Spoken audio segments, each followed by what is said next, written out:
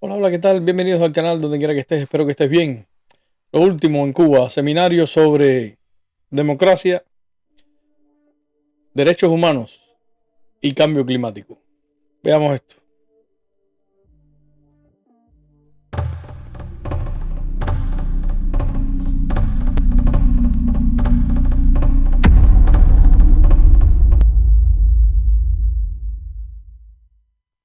El primer seminario internacional sobre diplomacia parlamentaria sesiona en La Habana con la participación de legisladores, líderes, estudiosos e investigadores de 18 países.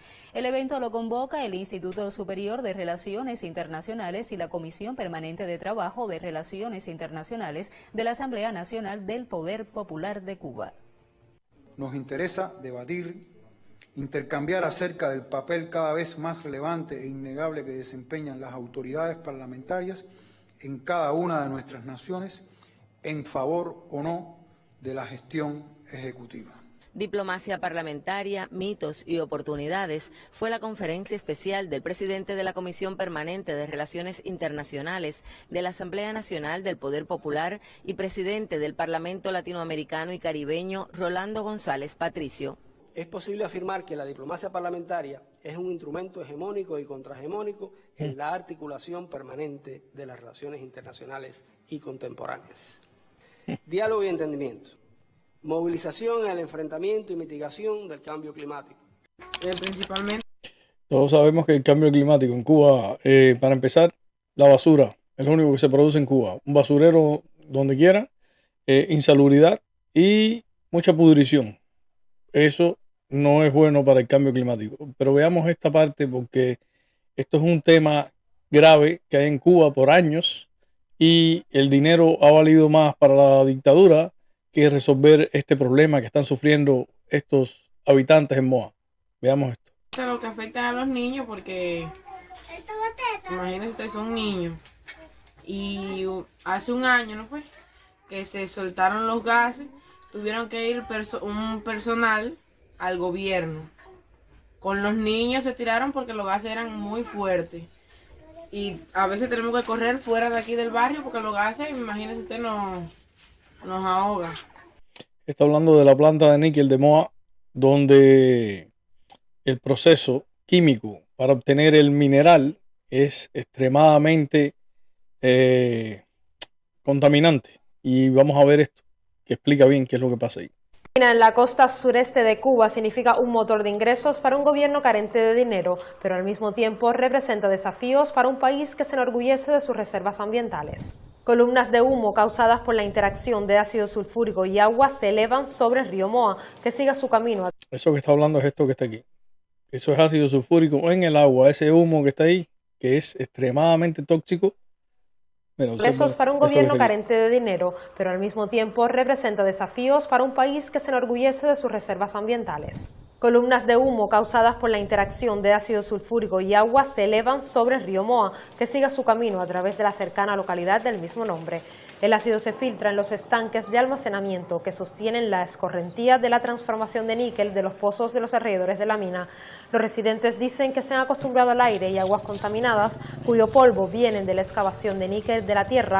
Agua contaminada y el aire también lo están respirando. ¿Ok?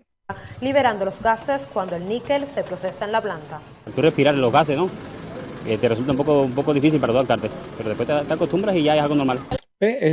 Nada, empiezas a respirar lo que te está matando, te produce cáncer, plomo en la sangre, varias enfermedades, pero con el tiempo lo respiras y te adaptas. La contaminación, es decir, del mar, el mar está muy contaminado, el aire, que esto trae severas consecuencias para la salud porque puede provocar enfermedades bronquiales como asma y otras enfermedades. No hay datos disponibles de funcionarios mineros. Peligro, ácido sulfúrico. ¿Ok?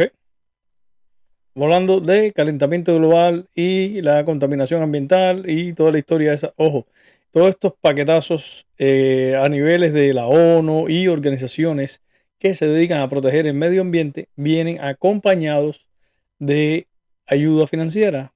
Algunos paquetes para cumplir planes como por ejemplo eliminar el ácido sulfúrico, que que ahí está el cartel, mínimamente hay un cartel, pero pueden darse cuenta por lo que está diciendo hasta las mismas personas que viven en ese pueblo, en Moa, que ya para ellos eso es normal y se están matando día por día.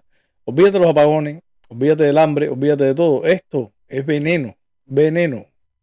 Ni del gobierno cubano sobre el alcance del impacto ambiental en la región.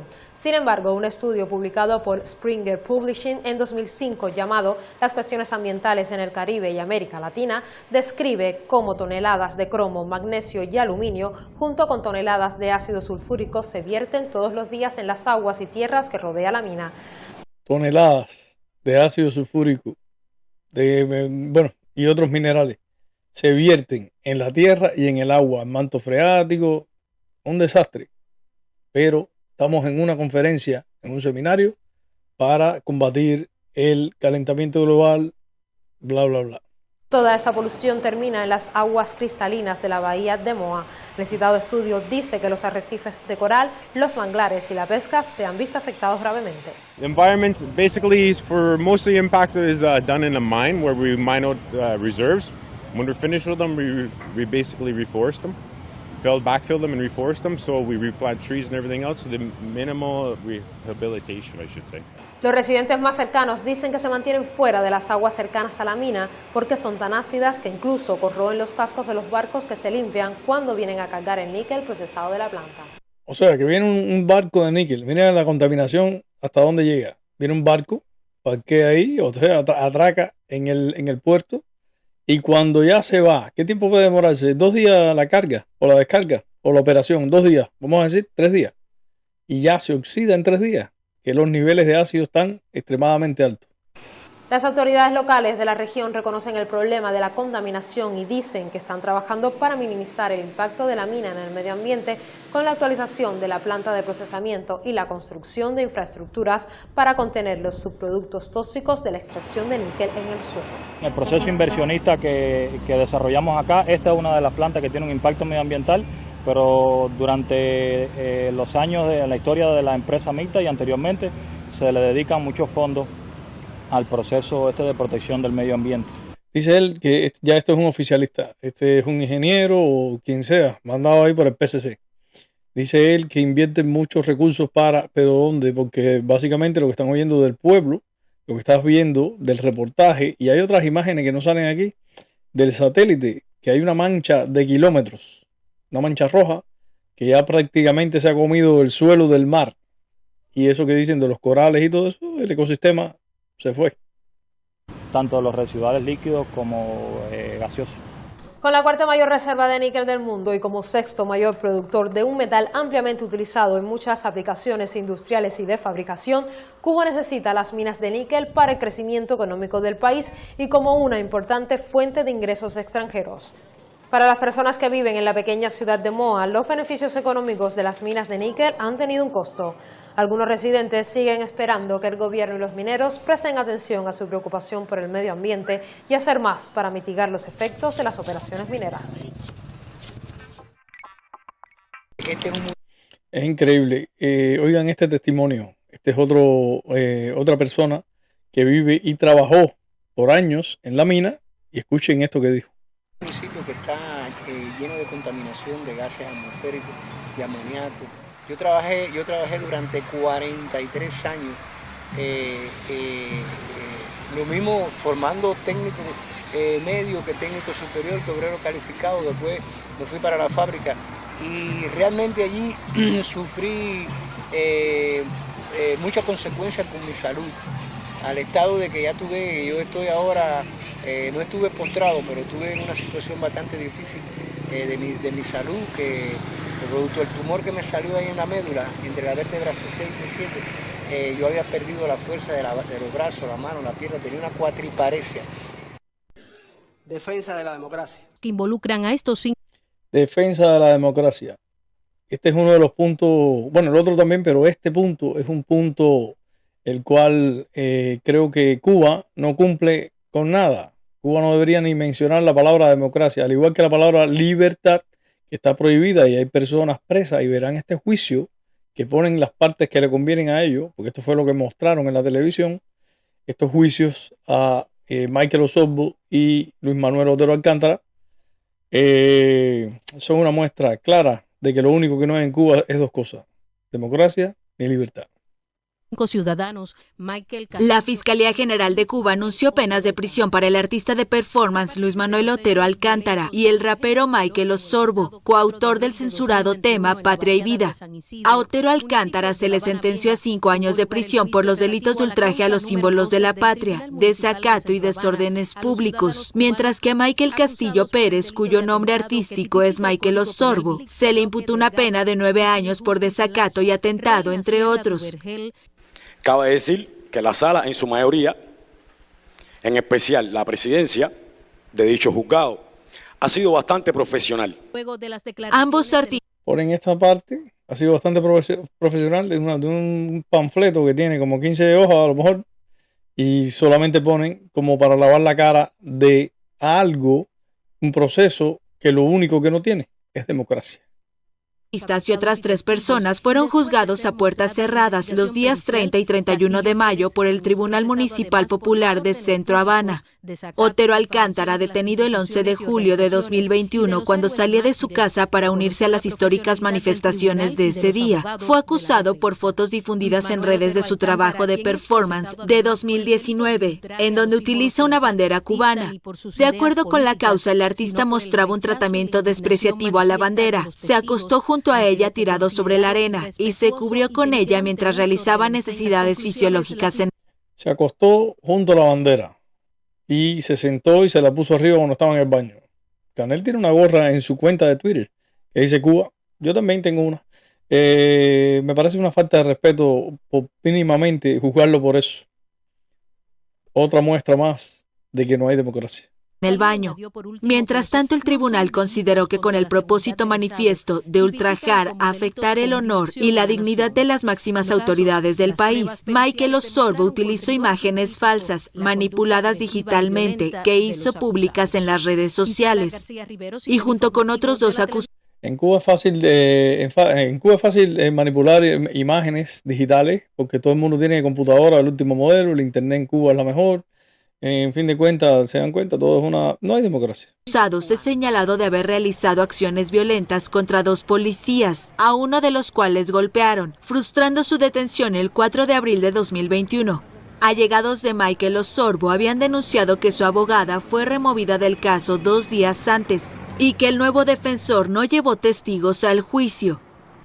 ¿Existirá alguna foto donde Michael Osorbo o Luis Manuel Otero Alcántara le caen a piñazo en policía, como dicen ahí? Técnicamente fue lo que dijo, porque las imágenes que he visto es 3 policías arrastrando a Luis Manuel Otero Alcántara, por ejemplo, frente al Capitolio, donde lo cogen hasta por los pelos. Claro, esta noticia es del oficialismo. Ambos artistas, líderes del contestatario Movimiento San Isidro, fueron condenados también por provocar una aglomeración de personas que ocuparon la vía pública e insultaron a las autoridades. Entonces, en democracia tú puedes coger y está el derecho de manifestación, donde Ferro, el fiscal general de la dictadura cubana, dijo que eso, más que un derecho, era un derecho a la manifestación, que era positivo, mientras no hubiera violencia. Entonces se reúne un grupo a decir libertad, a reclamar los derechos, y entonces eso es reprimido, y por eso lo están juzgando, ¿ok? Por aglomeración de personas. Quiere decir que en Cuba no hay democracia. Referencia a una manifestación encabezada por los 2 ese 4 de abril. Defensa del derecho internacional y la Carta de las Naciones Unidas. El derecho espera un momentico, ¿cómo es? Espera. 4 de abril. Defensa del derecho internacional y la Carta de las Naciones Unidas. Recordemos que Canel estuvo en Rusia y le dijo a Putin que le deseaba éxitos en su misión especial, que no es más que una invasión ilegal de Putin a Ucrania. Recordemos que ellos están a favor de Palestina y ahora a favor de todos los países que estén en contra de Israel, simplemente porque jamás un grupo terrorista atacó el 7 de octubre del 2023 a Israel. Violó, mató Israel se defiende y ahora ellos están tratando de que cese el genocidio en Gaza. Entonces, ¿de qué estamos hablando? ¿De qué? De derecho internacional, ¿verdad? Así, ¿verdad? Defensa de la paz, para decirlo de la manera más resumida. Defensa de la paz, para decirlo de la manera más resumida. Y como dije anteriormente, el dictador de Cuba, puesto a dedo, que no sabe leer, Díaz-Canel, le deseó suerte a Vladimir Putin en su invasión ilegal a Ucrania. Y Díaz-Canel y Bruno Rodríguez mandan un mensaje a la familia de Ismail Haniyeh, un terrorista jefe de Hamas que fue asesinado, ajusticiado o como quieran llamarle, en el país que promueve el terrorismo en el mundo, Irán, amigos de ellos también. Vamos a luchar por la paz. La agenda del seminario incluye conferencias magistrales, declaraciones de jefes de delegaciones y presentación de trabajos. ¿A quién sabe leer el rostro? ¿A quién sabe leer el rostro? Mira, observen el rostro del blanquito este que no me acuerdo y del compañero Esteban Lazo y la expresión que da, esa mirada es como diciendo, no, lo que estamos metiendo aquí es lo último. Nadie se lo cree, pero aquí estamos. Observen esto porque a veces el gesto o la expresión de la cara habla más que las palabras. Escuchen, miren esto. Declaraciones de jefes de delegaciones y presentación de trabajos sobre la democratización de las relaciones internacionales, los derechos humanos. Un momentico, porque esta parte sí que hay que ver de cuando dice, escuchen cuando dicen los derechos humanos y lo que viene atrás, porque este es ya la falta de respeto más grande del mundo, que se haga un seminario, mira, sesiona el primer seminario internacional de diplomacia parlamentaria. Que se hable de, ya hablamos ya de que no hay democracia y hablamos de que el tema con el calentamiento global y toda esa historia del cambio climático no cumplen tampoco. Están matando al pueblo de moda técnicamente, más el ecosistema que ya lo mataron hace rato. Y vamos a hablar ahora de derechos humanos. Vamos a verle de nuevo la cara al compañero este, que no me acuerdo cómo que se llama el punto este, pero observen la cara que tiene para que tú veas que es un fraude, todo es una mierda. Y el otro está mirando ahí porque él no sabe ni qué está ahí.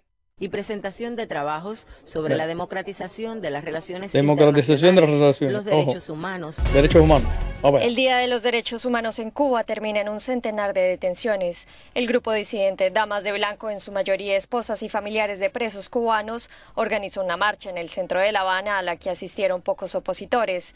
En total, 150 personas fueron detenidas en toda la isla. En la evaluación de medios. Eso fue el Día de los Derechos Humanos que las Damas de Blanco, en un año, no recuerdo exactamente, pero sí hicieron una marcha en conmemoración a los derechos humanos y terminaron presos todos 150 personas y fue aquello horrible. Pero este statement es directamente de la ONU, presentado ante las Naciones Unidas, o sea, las Naciones Unidas presentado ante el mundo de cómo Cuba no cumple con los derechos humanos.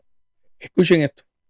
Términos del examen periódico universal del Consejo de Derechos Humanos de las Naciones Unidas, Cuba incumplió al menos 7 de los compromisos adquiridos en 2018, según informaron las... Ese es el problema. Cuba llega a estos lugares y promete y promete y promete. Entonces, ¿qué pasa? Que estas, como les digo, estas organizaciones, incluyendo la ONU, tienen fondos para apoyar a que los países cumplan con estas cosas en las que Cuba se compromete, y acaban de decir ahí que violó más de 7 de los compromisos que hizo, se metió el dinero y al final no cumple. ¿Cuba cumple con los derechos humanos? No. Vamos a empezar esto porque no voy a interrumpir más. Esta parte es importante, los derechos humanos. En la evaluación de medio término del examen periódico universal del Consejo de Derechos Humanos de las Naciones Unidas, Cuba incumplió al menos 7 de los compromisos adquiridos en 2018, según informaron las organizaciones Alianza Regional por la Libre Expresión e Información y el Observatorio Cubano de Derechos Humanos. Nos hemos concentrado en un grupo de derechos y de compromisos que tienen que ver con la libertad de expresión, libre acceso a la información, libertad de reunión y de asociación pacífica. En este informe recogemos o hacemos referencia a aquella normativa que ha dictado el gobierno y que claramente va en contra de estos derechos, por ejemplo, el decreto ley 370. Hacen referencia, explica Yacic Cires del Observatorio Cubano de Derechos Humanos, a las acciones represivas del gobierno cubano en contra de artistas, líderes de la sociedad civil, periodistas independientes. Hemos consultado para ello a más de 20 líderes de la sociedad civil dentro de Cuba, pero también enviamos un cuestionario al Ministerio de Comunicaciones y a la Asamblea Nacional del Poder Popular para que nos dijera qué avances, según su opinión, ellos habían realizado en estas materias. Sin embargo, nunca obtuvimos respuesta. En otro orden, el 14 de octubre, la Comisión Interamericana de Derechos Humanos emitió la Resolución 69-2020, donde le otorgó medidas cautelares de protección al preso político cubano Michael Herrera Bones, integrantes de la organización opositora La UNPACU. Mientras, la esposa del preso político Silverio Portal se presentó en la prisión 1580 en La Habana para llevarle alimentos a su esposo este martes 20 de octubre. Desde las 9:10 de la mañana estuvo allí, pero nunca mencionaron el nombre de Silverio. Al ella preguntar, le comunicaron que tenían órdenes de la seguridad del Estado de que ella no podía ir más allí. Ellos no le comunicaron que usted no puede venir más a la prisión, Dios, en ningún momento. Ellos han hablado semejante cosa conmigo. Bueno, aquí usted no hace nada. Bueno, recójame las habas, yo me voy. No, yo tengo orden de la seguridad del Estado de no recogerle las habas. Al negarle la entrega de los insumos, Lucinda decidió ir al Departamento de Cárceles y Prisiones a presentar su queja. Allí la seguridad del Estado se reunió con ella. Dígole, no, yo no sigo haciendo trastadas. Silveiro está cerrado y yo aquí afuera soy la voz de Silveiro. Y si no me reciben los alimentos, porque según el segundo de Cárceles y Prisiones dijo en la televisión cubana que al preso todo lo que le lleve el familiar hay que recogérselo, hay que entregárselo. Y sin embargo, hoy por la mañana yo he sido maltratada y me siento hasta abusada. Por fin eran las 3 de la tarde cuando un teniente coronel le dijo que regresara a la prisión, que le iban a permitir la entrega de los insumos para Silverio. Al llegar a la prisión le dejaron esperando afuera alrededor de 30 minutos bajo la lluvia. Tuve que caerle a patada, piñazo la puerta y lograron que me abriera. Por fin alguien la atendió y la llevaron a un local para revisar los insumos y como ella quería asegurarse de que no le pusieran nada, el oficial se molestó y la dejó encerrada. Cerró aquí y se fue. Ahí, mira el candado ahí en la puerta. Grisel González, Radio y Televisión Martí. Es indignante, de verdad que qué tristeza, qué vida más perra la del cubano. Y entonces hay que aguantar que el oficialismo, la dictadura, como quiera llamarle a la mierda de país, te diga que ellos son garantes de los derechos humanos, están ahora luchando por la diplomacia y toda esa mierda. Bueno, es indignante. Por ahora te dejo, de verdad no es fácil, hay que tener sangre de, no sé, de reptil para poder seguir para adelante. Nos vemos pronto. Chao.